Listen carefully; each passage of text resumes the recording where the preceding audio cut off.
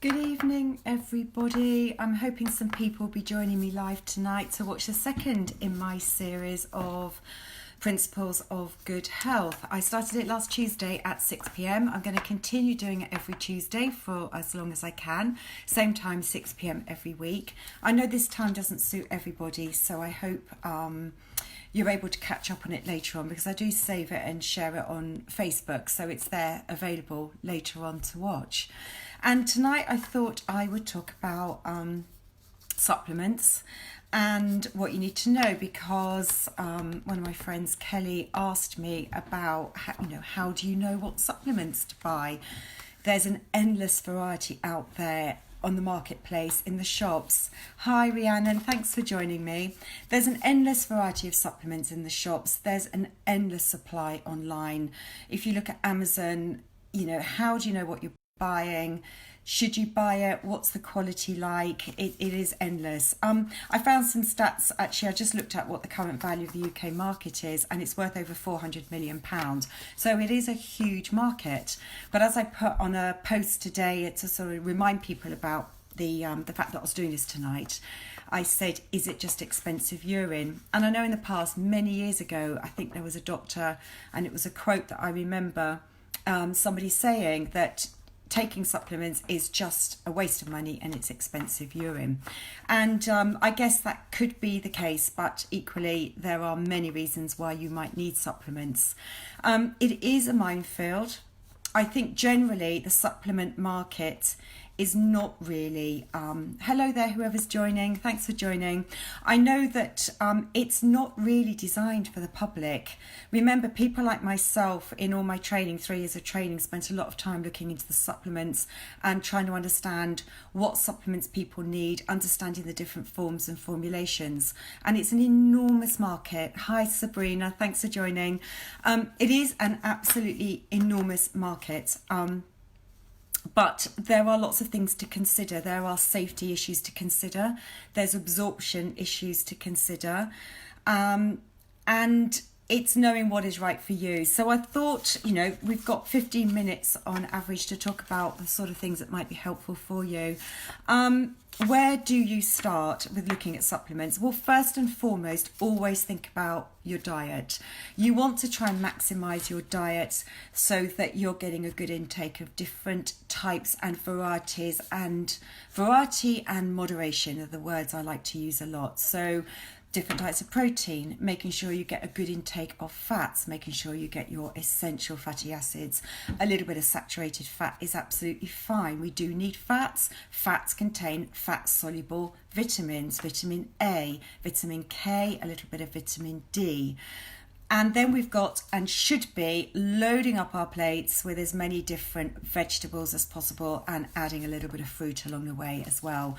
So first and foremost, trying to focus on the diet, making sure it's rich with whole foods, minimised on processed foods, and making sure we get all our macronutrients of proteins, different types of fats, and lots of different types, colours, variety of vegetables as well. So, focus on that before you think about supplementing anything else. The second thing that is important when it comes to supplements is actually thinking about your digestive function. How good is your digestion at the moment? Because just like digesting food, we do actually have to digest supplements. And therefore, if our digestion and digestive function's not 100%, it's not optimal, it's a bit below par, you're experiencing any symptoms, there's a possibility that if you're spending money on supplements, you may not be extracting things from them and being able to absorb them. This applies particularly to minerals that need good levels of hydrochloric acid to put minerals into a form that makes them well absorbed. So, there's things like digestive function. How good is your digestion? Is it working really well before you even think about then spending more money on supplements? Usually supplements, I advise clients to take them with a meal. It can be at the start of a meal, it can be at the end of a meal, but quite close to the meal, because hopefully and ideally when you're eating the meal, that's when your body knows it needs to be digesting food, it's releasing all the digestive secretions, hopefully, and therefore it's in the best place to be digesting, absorbing the nutrients from the supplements that you're taking. So those are the first 2 points to bear in mind. Now, the next thing is being mindful of safety.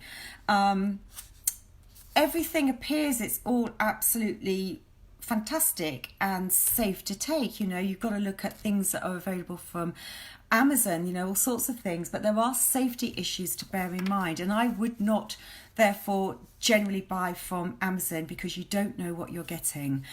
As a nutritional therapist, I have been trained to check my clients any medication. So if you're on medication, you need to be very careful, because most medication is going to be fine, but there can be contraindications between certain supplements and the medication that you're taking. And again, that's part of the training.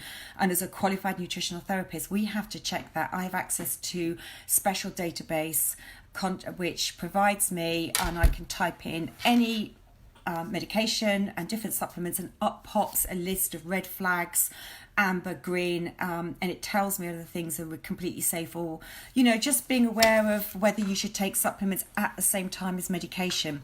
I'm going to list some things that I think are generally and should be fine for you to take. But if you are on medication, it might be sensible to be taking the medication at whatever time of day that is, say it's the morning, and taking your supplements maybe at lunchtime or in the evening. Generally, though, what I'm going to talk about now, there shouldn't be any problems at all, otherwise I wouldn't be giving you this advice. Quality. I do think you tend to get, and I say tend to get, what you pay for. There are different quality supplements. So if I think about fish oils, which I will talk a bit about, there are purity issues with regards to fish oils. We know that the seas are quite polluted today. When we're trying to get essential fatty acids, fish oils, we need to use the cheaper supplements will tend to use, and I'm generalizing here, will tend to use the bigger fish, and the bigger fish are the ones that are going to be potentially more polluted and containing heavy metals. The really good quality supplement manufacturers screen all their fish and use the tiny, say, anchovy type fish, the really tiny ones, higher up the food chain, and there's less chance of them being polluted. But at the same time, they will screen all their fish and make sure there's no pollution issues, heavy metal, toxic metals that we don't want to be taking into our bodies. So that's why generally you will get what you pay for. You may look at two, say, fish oil supplements. You may read the ingredients on the back and think they're like for like. They may not be. So you do want to look for purity issues. The other thing is to think about, it may not be a concern to you, and it depends on your general state of health to start with, but some supplement companies will tend to put more fillers in, bulking agents into their supplements, and the really good quality and pure ones will not put those in their supplements at all. So you do, you know, there is an element of getting what you pay for, not always, but that tends to be the case. Some of the brands that you could look for, the ones that are more readily available, I would say Solgar. I know they're a good quality brand.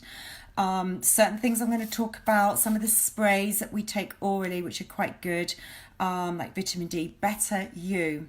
Now they're, well, I say fairly new, they've probably been around at least 10 years now, but they're a good quality brand to look for, and I do recommend those to clients. BioCare is good quality, Cytoplan. Lambert's, I think, is fit for purpose for many things that we'll talk about here.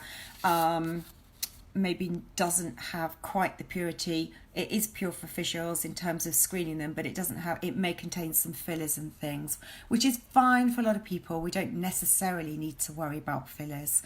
So Solgar, Better You, BioCare, Cytoplan, they're good quality supplements to look for. Do I tend to go to Holland and Barrett's? No, not usually. Hi Diane, thanks for joining. No, I don't, although they do stock Solgar in there. I know they do their buy one, get one for a penny. Well, you know, for some things that might be fine, but generally, would I go there? Probably not. Now, There are many, many, many supplements on the market that all have different roles and things to play. But I'm just going to suggest to you, from a safety, and when, of course, you're not trained in knowing what to look for, these are the 5 things that are safe for you to take generally, and I would say you should stick to the following, and I'll explain why they're useful. So first of all, a good quality multivitamin and mineral supplement, and these days you can buy these that are age specific and gender specific. So you will get a male over 50, you may get postmenopausal women's multi-supplement, you can get multi-supplements for teenagers, you can get multi-supplements for children of different ages. So they are age and gender specific because the level of different vitamins and minerals that they contain have been carefully formulated, trying to meet the needs of that particular market. So a multi is possibly a good way to start. Now, people, if you compared something like BioCare, and I was looking online yesterday at this, if I looked at some of the multis, Holland and Barrett, and I'm not trying to I have bad things to say about Holland and Barrett, but as a comparison's sake, when I know what's in BioCare and I look at, say, Holland and Barrett, not always, but some of them, and it comes back to what you pay for, may only contain the equivalent of what I call the RDA, which is the recommended daily amount. These days that's now called the NRV, which stands for the nutrient reference value. So for example, vitamin C, they say the NRV is probably 60 milligrams a day. Why are these levels set? Well, they're set to actually not achieve optimum health.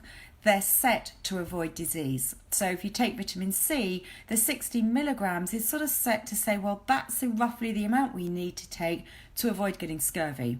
That doesn't mean it's going to achieve optimum health, and therefore a lot of the multis on the market will only have the NRV, so you're not actually going to get that much from those, which is why really for some of those supplements, if they only contain 100% of the NRV, you're better off just focusing on your diet. But if you have a specific need, trying to think about pre-post menopausal, for example, then you may want to look for one that's got higher levels than the NRV. And as a multi, they should most definitely be safe for you to take. The second thing, time is ticking on. The second thing is vitamin C.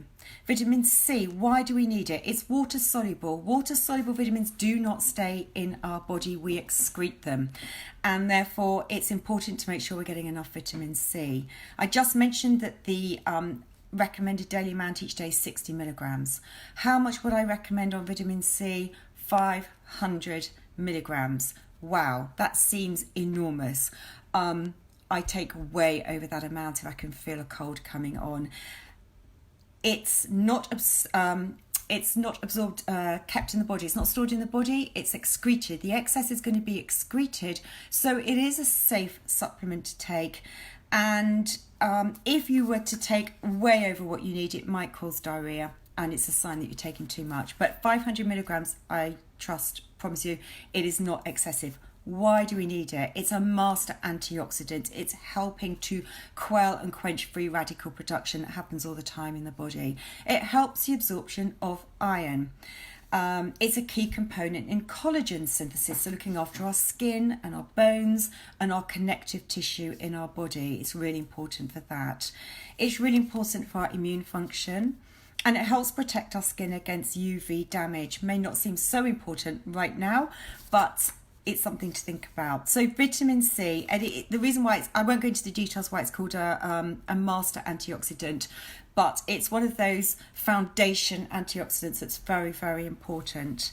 When you take a vitamin C, I would look for one that contains flavonoids, things like bilberry or rosehip, because they work synergistically together, and it helps the absorption and the utilisation of vitamin C in the body. 500 milligrams, 1,000 milligrams. If you feel it's winter, immune system's not that strong, 1,000 milligrams is what I'd be looking for. Some of them are in what we call a time release formulation, and time release means it's going to gradually take vitamin C gradually released throughout the day, so rather than taking it all up into the body in one go. The next thing I want to talk about is vitamin D. I'm sure many of you know that vitamin D is one of those nutrients and vitamins that we talk a lot about. You hear about it in the media a lot. Why? Because although it is a fat-soluble vitamin that we can get some through our food, we actually need to get it from our sunlight. And how much sunlight do we need? We actually need to absorb it through our skin, direct contact in the skin with no suntan lotion on, otherwise we can't absorb it. And therefore the NHS guidelines is that we should all take vitamin D through the winter. It needs to be in the form of D3, and the government guidelines, the NHS guidelines, is in the amount of 400 IU. Now, it's really important for our immune system. There's a lot of research around autoimmune conditions, and when the immune system is getting completely out of kilter and out of whack, and that might be one of the reasons why the body is attacking itself with autoimmune conditions, things like multiple sclerosis. A lot of research, it's very prevalent in the northern hemisphere where there's not much sunshine. So vitamin D is really important for overall immunity and things like autoimmune conditions. It's very important for the uptake of calcium from the gut and into the body, and so very important for bone. And as I said, it's poorly obtained from food. So we should all be supplementing vitamin D3 through the winter, 400 IU. If you have had a cold or keep coming down with poor immune function, I would suggest for a month maybe taking 1,000 IU, but no more than that for more than a month without seeking professional advice beyond that.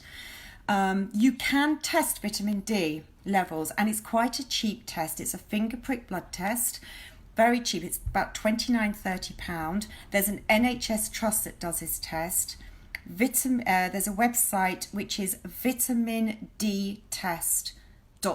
vitamindtest.org.uk. I've used it before to get my own measurement. Finger prick blood test, really easy to do, £29. And although on there, when they get the results, it will say, oh, above 50 is fine.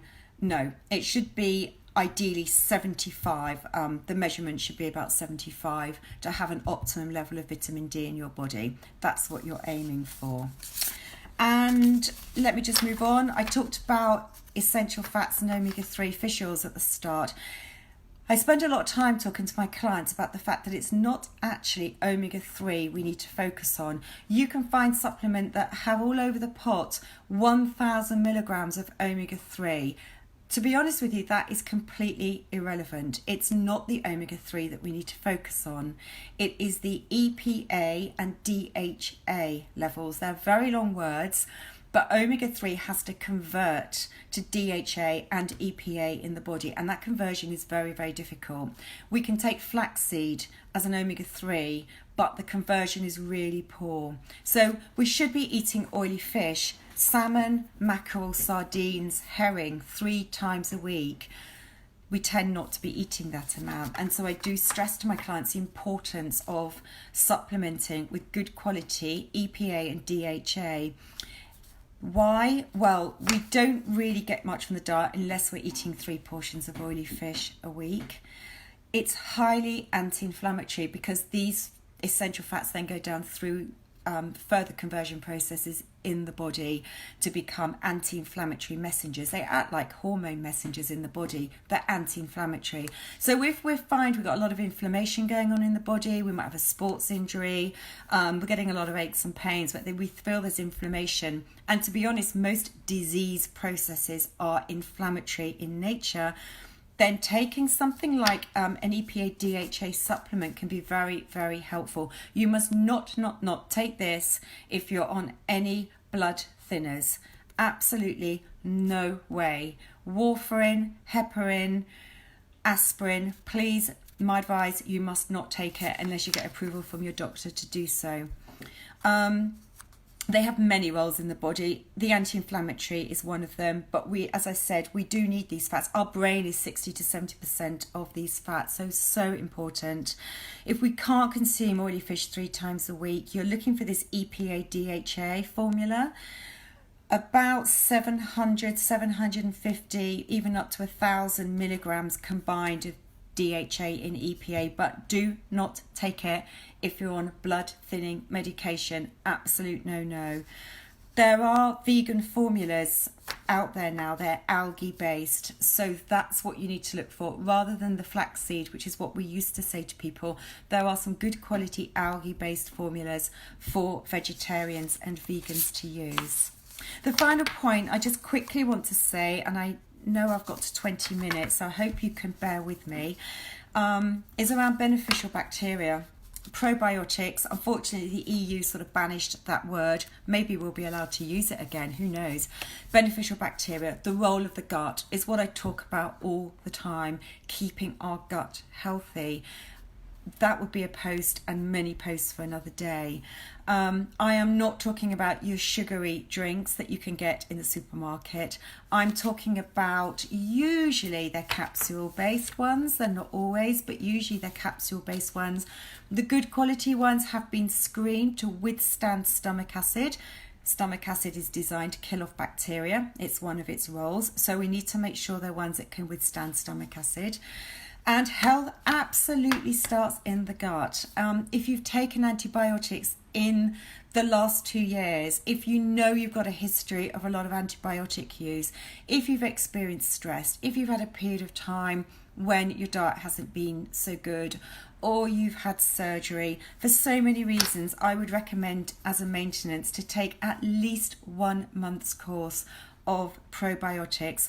And you are looking that each capsule contains 10 to 20 billion of beneficial flora, bacteria. We're looking for things like Lactobacillus acidophilus and Bifidobacterium. There are many strains and species now. They're the basic ones, and they're going to just help. We can't say they actually grow the bacteria, against the law to say that. Let's just say they support to increase levels of good bacteria, to rebalance the good and the not so good bacteria in the gut, and all the many beneficial roles that they play. So those are the 5 things: a multi, vitamin C, vitamin D, fish oils or the EPA DHA and vegan formula, and beneficial bacteria. And that's really the 5 things that are particularly safe for you to go and choose yourself, unless you're on blood thinning medication. Don't take it. Don't take fish oils if you're on blood thinning medication. Anything else beyond that you're not sure about, you do need to seek professional guidance to guide you to spend your money wisely on what is right for you and what you might need. I hope that's helpful. Any comments, please give me some feedback, and any comments, I'd love to hear from them. And anything else you might want me to talk about in the coming weeks, please let me know. I hope you found that useful, and hope to catch up with you all next week. Many thanks. Have a good evening. Bye.